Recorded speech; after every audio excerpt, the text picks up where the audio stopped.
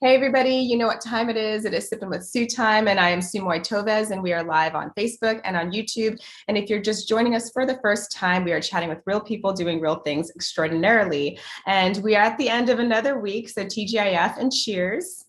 Although May is Mental Health Awareness Month, our mental health is something that I know for me is in the front and center of every day and not just for a specific month. This week, we have the pleasure of chatting with Jeanette Lira to learn a little bit more about how holistic therapy is helping with mental health. So welcome, how are you? I'm doing great. Hello. Hello. Yes, it's been so long. I haven't seen you in like forever, so this is fantastic at least to see you through here. Yes, yes. So tell us a little bit about your background and where you came from and where you are now in the world, just so that the folks that are out there in, our La La Land out in the internet can get acquainted with you. So, my name is Jeanette. I am 38. I'm a mother to a 3-year-old almost in June. I grew up and was raised in Houston and moved over to San Antonio when I was about 17 years old. So most of my adulthood has been here in San Antonio. I got my master's in counseling from UTSA, and my undergrad is in psychology from the University of Houston. And after I graduated, I actually started as a school counselor. I was a teacher for a little while, and I taught for 2 years and became a school counselor. And I was a school counselor for about, I guess, 8 years. Did a lot of special ed stuff, 504, know a lot about education and all of that going on in the school system. And then one day I just decided, you know what, this is not for me anymore. I'm going to quit my job. I'm going to take my teacher retirement and I'm going to put it all in God's hands and hope for the best. And here I am now, I guess 4 years later, and I created a counseling office called Auravia Holistic Therapy, and we now have 4 locations. So one in Helotes, one in Hill Country Village off of 281 in Bitters, one in the Medical Center off of Fredericksburg, and I just opened up out of San Antonio in Victoria, Texas, which is a little experiment. Hopefully it goes well. But we just opened up there, and that's me in a little nutshell. Wow, that growth is like exponential. That's fantastic. So you have that psychology background and you were doing a little bit about like dabbling into that, I guess. What got you interested in therapy to just kind of go full-fledged into this counseling practice? Yeah, well, as a school counselor, like we don't get to like have therapeutic sessions with our students. It's very quick. It's very like, what's going on? Let me fix it. Go back to class. You need to do stuff. And that's the part that I was missing. And so I just really wanted to be able to help somebody and not just send them on their way back to class. So in actual therapeutic session, you get to spend that time with that individual. You get to create a relationship with them and help them through their day-to-day, which is very rewarding. I really enjoy it. Awesome. So you get to see their changes and their Yes. growth and like Yes. how things kind of click. And the cool thing is like, they're always like, so thank you so much for helping me. I was like, I didn't do anything. You did it on your own. It's kind of like we guide them and they just pick up all the pieces and do it for themselves, which is amazing. That's fantastic. So how long has Auravia been around? So we have been around for 4 years, Mm-hmm. and it was very quick growth, which is a blessing, but it's also very chaotic. Awesome. What is so Auravia is holistic therapy. Okay, so tell us the difference between regular therapy and if I'm just, if I'm walking into a regular therapy office or counseling or what have you, and the difference between what you guys are doing with holistic therapy. So I couldn't tell you what a regular therapist really is because I've never been one. I've always been a little bit outside of the box and never did anything right, like the right way. I was a rule breaker. So I don't know what a traditional therapist really does. I have gone to traditional therapy and I have been to some therapists. Oh, sorry about that. I have been to some therapists that I didn't click well with because, of course, it's very important to seek your own therapy when you're a counselor. And they were more of like, okay, you're here for a change. Let's figure out what you're going to change and let's change it. But that wasn't for me. Like, yes, I'm coming to change. And yes, I'm coming to figure out what I'm doing wrong with my life. But I also will need that time to like talk and to get to know me and figure out about my life and what's going on and how you can help me in that aspect. And with traditional therapists that I've been to before, they didn't do that. So holistic therapy, what we practice at Auravia is about the whole individual. Like, where do you live? Who's in your family? Do you see a doctor? Do you have a relationship? Do you have kids? How is your work? We also connect with doctors' offices and we talk to them about blood work, because a lot of times you might be anxious because you have hypothyroid, or you might be going through perimenopause, or you might be pregnant, or something else is causing you to feel anxious or depressed. And so we work alongside with doctors also to kind of ensure that you are getting the proper medical treatment. So holistic for me is like the whole individual and working to help them heal their way, not my way. Oh, gotcha. I love that. I love that. Been to a ton of different therapists and different avenues that way as well. And it's exactly how you explained it. So I love that you guys are doing something outside the box and definitely taking into account all of the different aspects of the person's life into account. So you offer emotional transformational therapy. And I was curious, what is that? So emotion transformation therapy is relatively new. It's very similar to EMDR. And a lot of people know what EMDR is and a lot of people don't, but it's more well-known than emotional transformation therapy, which I call ETT. Okay. So what it is the use of lights and colors to help rewire your brain.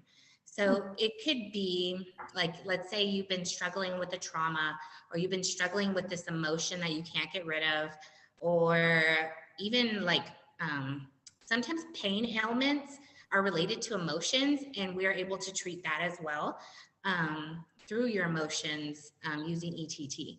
So I have a bunch of different modalities that I use, but I use typically a light box, and my clients go into my little box and I manipulate colors following their emotions, and they experience a change in their brain chemistry after they're done.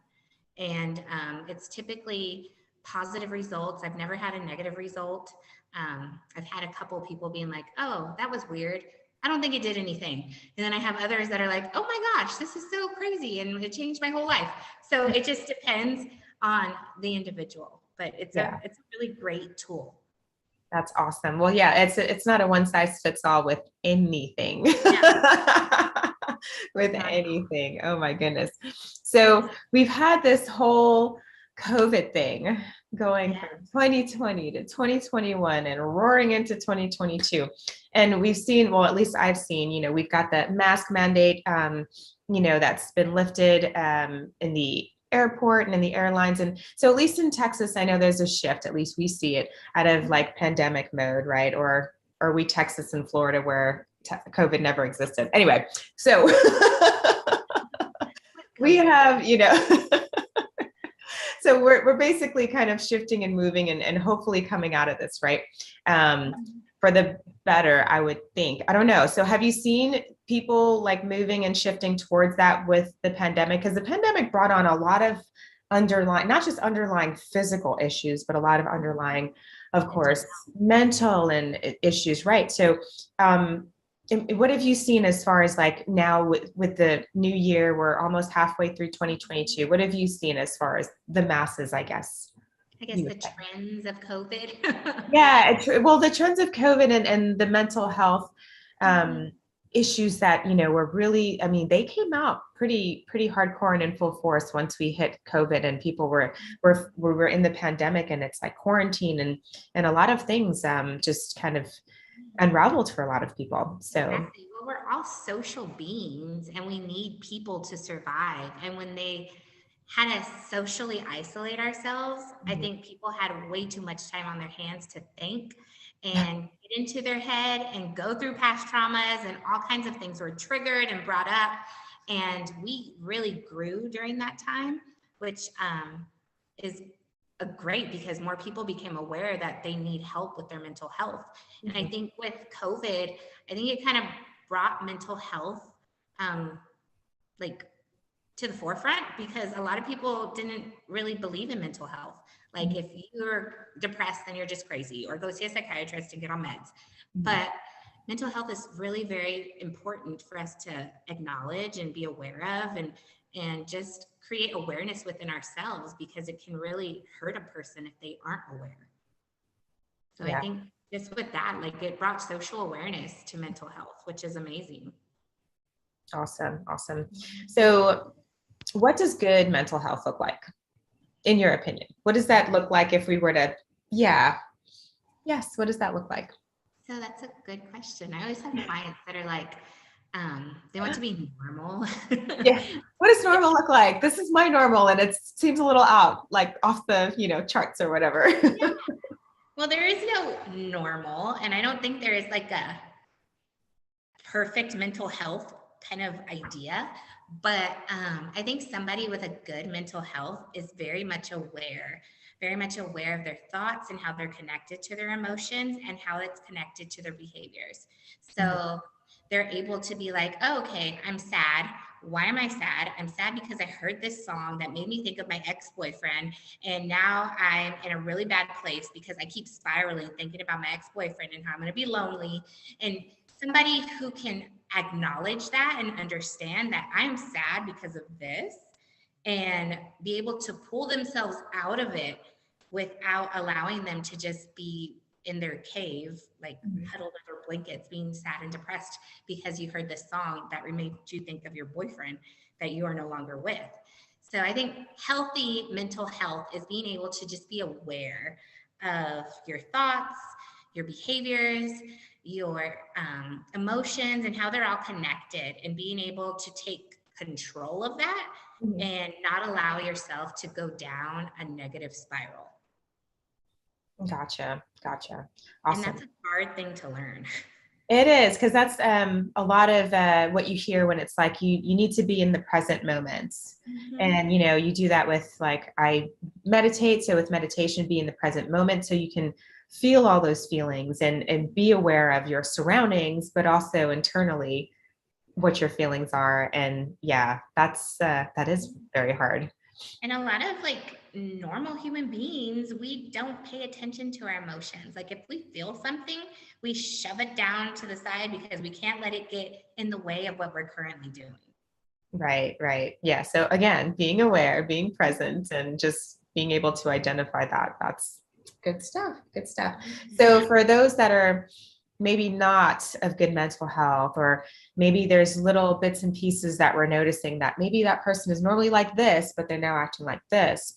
And so awareness is a huge key. Is there any other things that we can do to help those around us, just to kind of make sure that we're doing a mental health pulse check to our friends, our family, the folks that we interact with on a daily basis?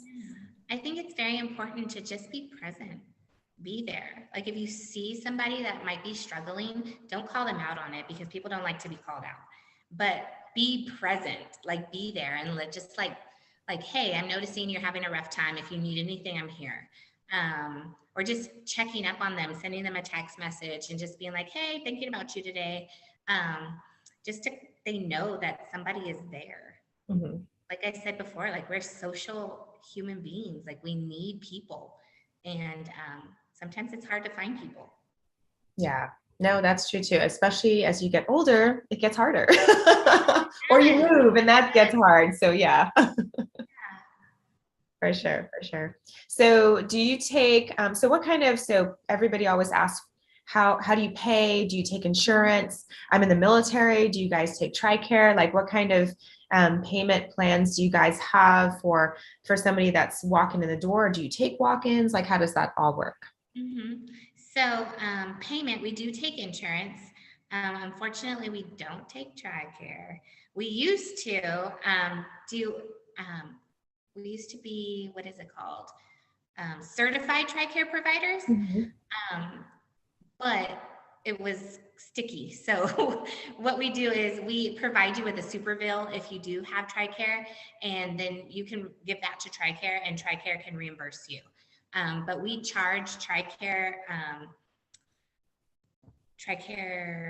recipients, I guess. How do you want to say that? The contracted rate that they pay us. And then you're able to take that bill and send it to TRICARE, and then they pay you back. Oh, okay. We do that with TRICARE. We take Blue Cross Blue Shield, we take Humana, we take Aetna. We do also take Medicaid because I think it's very important to give back. A lot of people don't have the resources to have holistic therapy or something as the cool things that we offer.